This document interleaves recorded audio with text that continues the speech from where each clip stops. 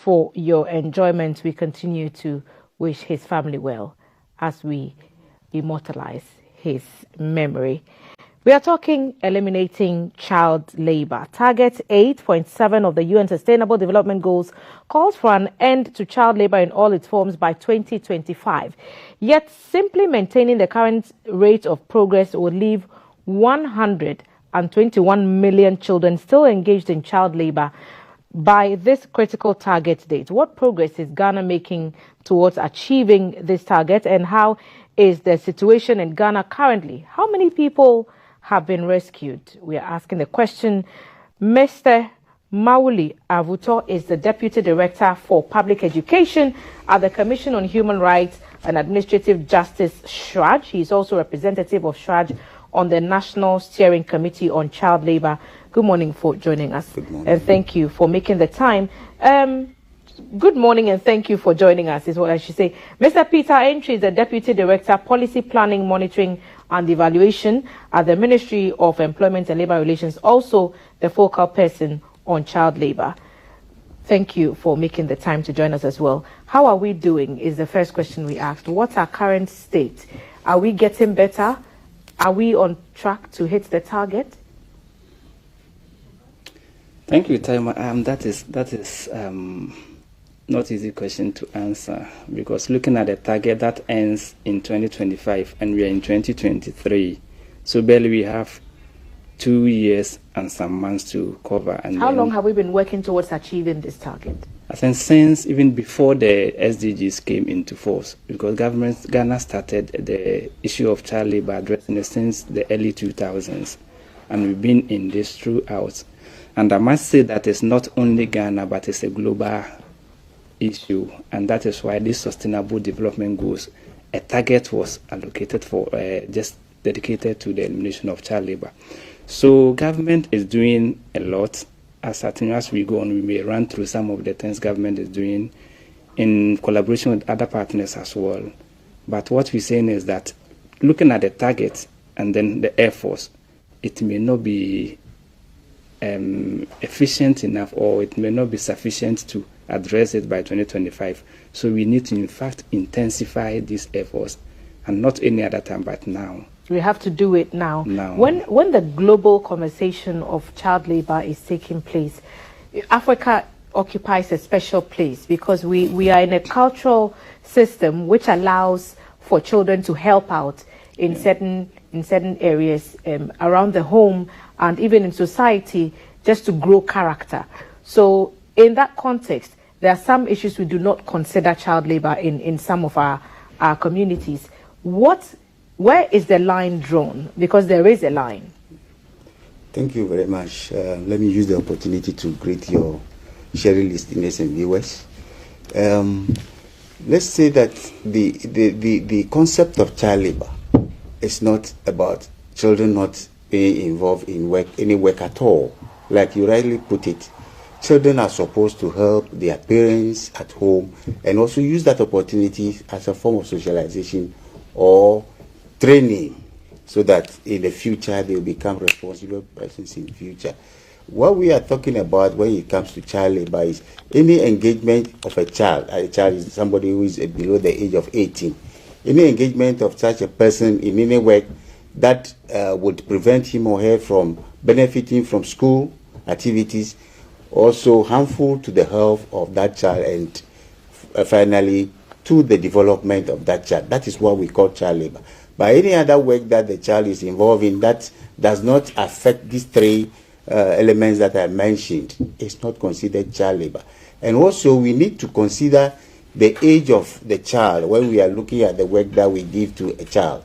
We need to look at the age, whether that work that the child is doing is age appropriate.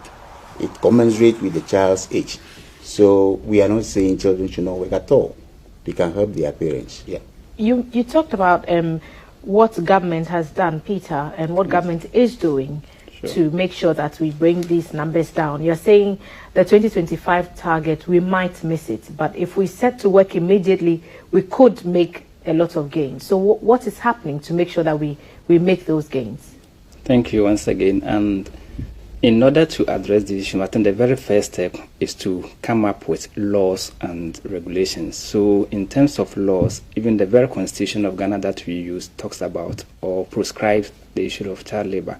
And specifically Article 28(2) says that every child has a right to be protected from engaging in work that is detrimental to their health, education, and development. Following from that, Ghana went further to develop the Children's Act, for which Part 5 of that act has been dedicated to engagement of children, and here it is clearly spelled out what children can do and what they cannot do. So if you go in there, Mr. Ahmad was talking about the age specification. So we have 3 categories of ages that children and what they can do. So below 13 years in Ghana, and this is coming from another international instrument that Ghana has ratified, which I will mention to you. So based on those international instruments, if you are below 13 years, you are not supposed to engage in any employment activity. But that doesn't mean you should not support your parents in some activities in the home, maybe home activities. Your parents are farmers or any activity they do, you can be there, maybe learning and then doing some little that may not constitute any threat to you. Then from 13 to 14, government said they are supposed to be in light work, and that's the name suggests. It should not deprive them of their opportunity to attend school and remain in school and benefit from education instruction. It will not have any detrimental effect on their health and then on their development. And 15 to 17, this age group are the youth. They are youth and they are children. So they can be legally employed and work with the same duration as adults. However, they are not supposed to be in hazardous or the worst form of child labor, which I will explain that one too. Aside the laws, government has come out with policies. One of them has been the National Plans of Action for the Elimination of Child Labor. We've implemented one from 2009 to 2015, the second from 2018 to 2021, and we just launched the third plan, which we call the Ghana Accelerated Plan of Action. Here we added the accelerated to emphasize the intensified component I mentioned, which was launched on 12th of this last month as government's strategy to address child labor in Ghana. When you go in there, there are clear strategies in there that will government is calling on its agencies and other partners supporting the elimination of child labor. Aside to that, we can look at the other educational and social intervention programs that are in place to ensure that children go to school and they remain in school. The school feeding program, the free SH, and those other things are other policy interventions being implemented by government. And then the leave, we know that vulnerabilities are part of the factor that force people to put their children into this child labor you're talking about. So the social intervention programs implemented by government, the LEAP is the one now that comes to mind easily. So these are a handful of some of the interventions government is implementing. And then maybe to end it, going back to other international instruments government has also ratified. The International Labour Organization has 2 main conventions on children. The first is this, I have the copy, which is the Convention on the Minimum Age, that is countries to determine the age at which children should be admitted to employment. So the age government set in Ghana is what I did mention, 13 to 14 to be in light work, 15 to 17 to be in legal employment. Then we have the worst form of child labor convention, convention number 182. So the child labor we mentioned has degrees. Like there are other part, which is that one is the worst form, that children should not even venture at all. And there are 4 categories of this. The first is, we're calling them the slave-like activities or trafficking or death bondage, that you give away a child to go and work to service a debt that the society or the family is owing, or you trade in children. They trade in children, you give the children out under the excuse that you're going to help the child or to learn trade or to go to school. They end up there being put into work from morning till evening. So the first category is that type I talk about, slavery-like activities that we put children into. The second category is talking about any activity giving children into pornographic performance or into prostitution. And then the third aspect of the West form is giving away to either you procure, you use, or you offer them for illicit activities, and where we are specific on drug peddling, narcotic drugs. And the fourth one, which is not specific, but say is any type of work which by its nature or circumstance in which it is performed is likely to harm the safety, moral and health of the child.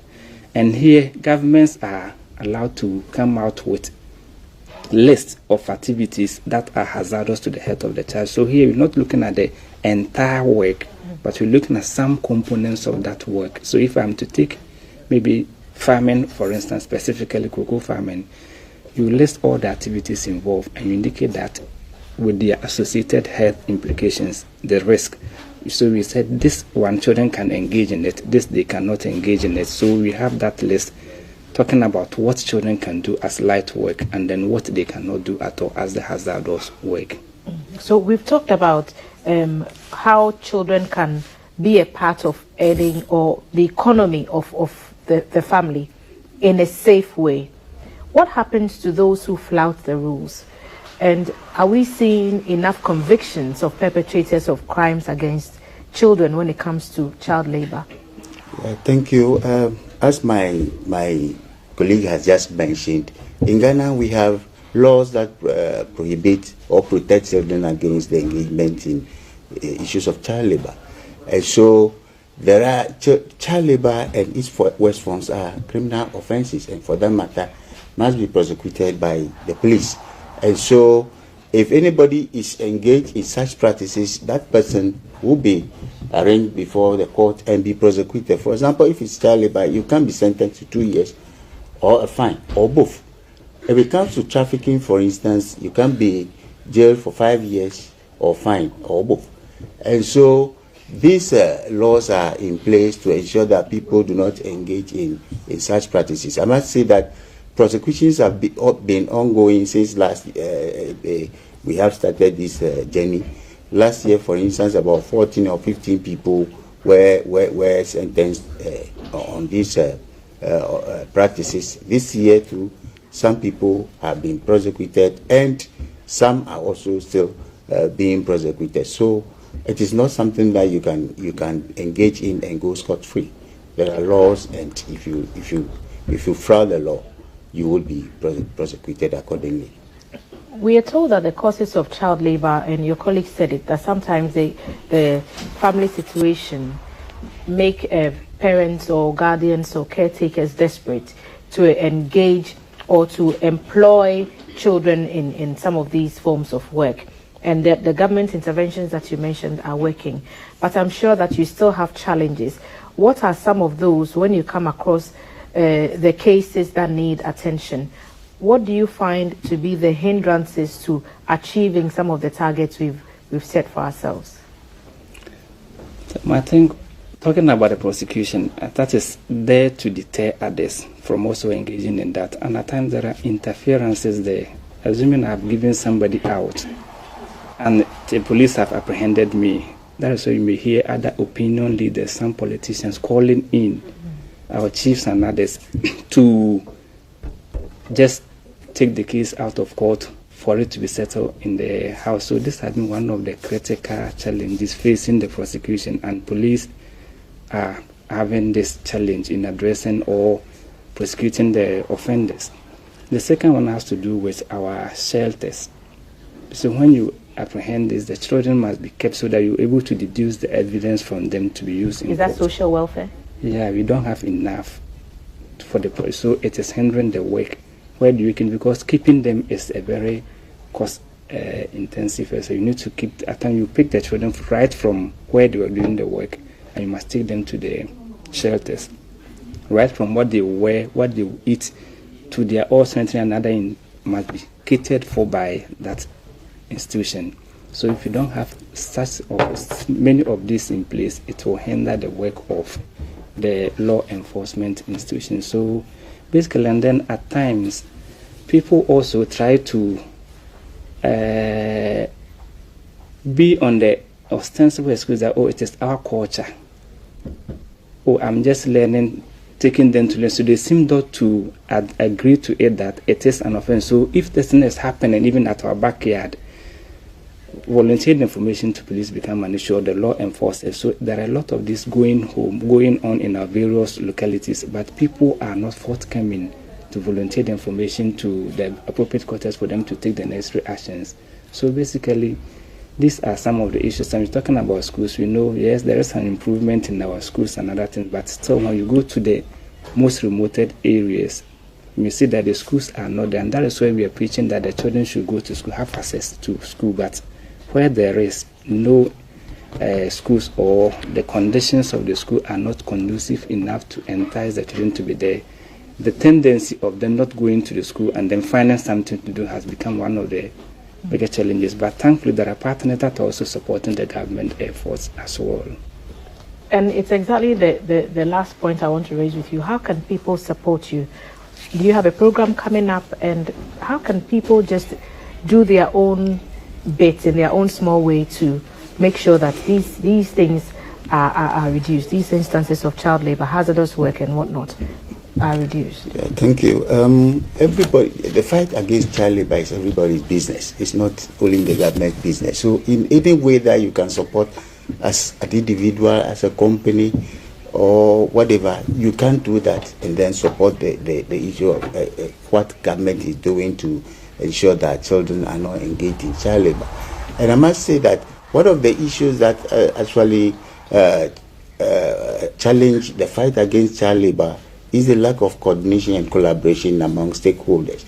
And what happens is stakeholders are working in silos and are not putting their efforts together to ensure that the fight is fought holistically. And the challenge is that when you go to some of the communities and you see a particular partner working on the issue of child labor, the focus is on one particular sector. And so if that partner succeeds in getting children out of that sector, they may move into another sector. For example, if you are focusing on child labor in cocoa, you succeed in moving children out of cocoa, but they may end up going into mining. For example, in Ghana, we have cocoa and mining are like twin brothers in areas where these products come from. So if we don't have that kind of collaboration and effective coordination, that is also going to be a challenge to the fight against the menace. Thank you for sitting with us this morning and for having this conversation. Mr. Mauli Avuto is the Deputy Director for Public Education at the Commission for Human Rights and Administrative Justice, SHRAJ, also representative of SHRAJ on the National Steering Committee on Child Labor. He's been here with Mr. Peter Entry, Deputy Director, Policy Planning, Monitoring and Evaluation at the Ministry of Employment and Labor Relations, also the focal person on child labor. Gentlemen, we appreciate your time with us this morning and for highlighting some of these issues. So read more about child labor, find out what children can and cannot do at what age, and by all means support efforts, whether it's on the government side or with the government partners, to make sure that children are kept safe at all times. Eliminating child labor has been the focus of this conversation. We'll try and give you some sugar before we leave. Vanilla will serve some kiliwili after this.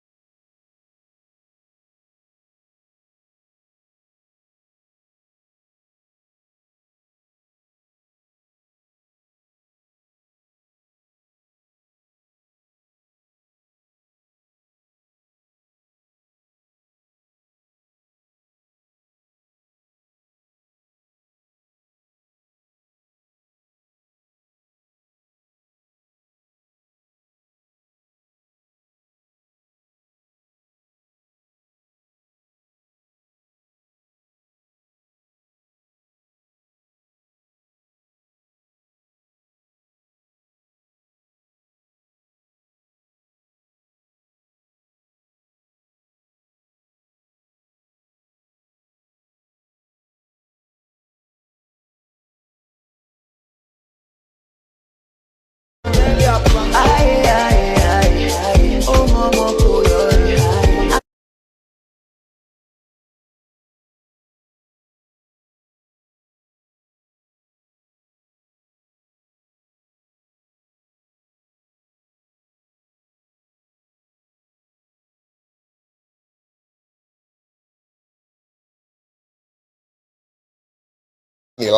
has decided to come serve us with some good stuff. Yeah. Man, what's up?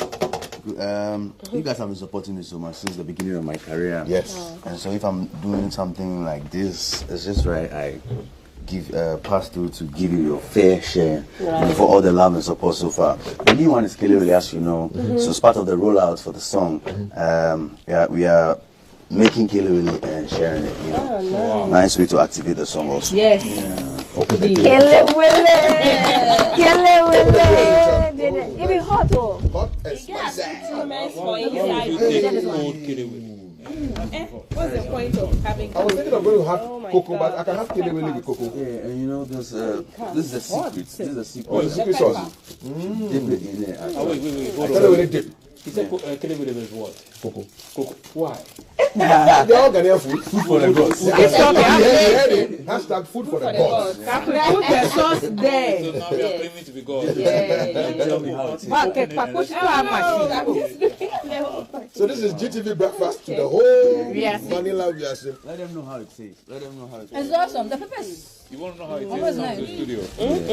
Yes. I've never eaten Kelewele with pepper before. But you're not leaving Like this, I don't like hard Kelewele. No. Yeah, so while you enjoy your weekend, remember that Kelewele is out. Yeah.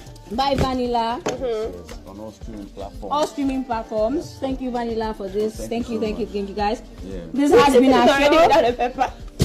But because we are eating, Vanilla, because we are eating, and You should laugh. you should end the show for us. End one show on how. Guys, but don't forget, Within Africa is on GBC Exactly. Music at 4:05 love p.m. that. I love Today, that. new show bringing you stories from Africa by Africa. Real guerrilla advertiser. I love it. Yes. If don't wait for anybody to hype you. Hype yourself. Oh, yes.